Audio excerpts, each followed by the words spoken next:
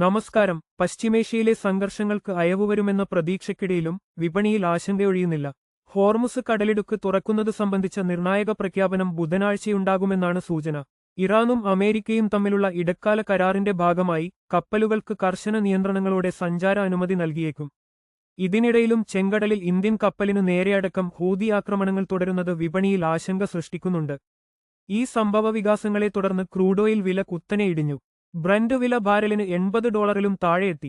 എണ്ണവില ഇടിഞ്ഞത് പണപ്പെരുപ്പ ഭീഷണി കുറച്ചെങ്കിലും ആഗോള വിപണിയിൽ ഇത് വലിയ ചലനങ്ങളാണ് ഉണ്ടാക്കുന്നത്. ഡോളറിന്റെ വിനിമയ നിരക്ക് 100-ന് താഴെയെത്തിയതോടെ രാജ്യാന്തര സ്വർണ്ണവില ഔൺസിന് $4100 മുകളിലേക്ക് ഉയർന്നു.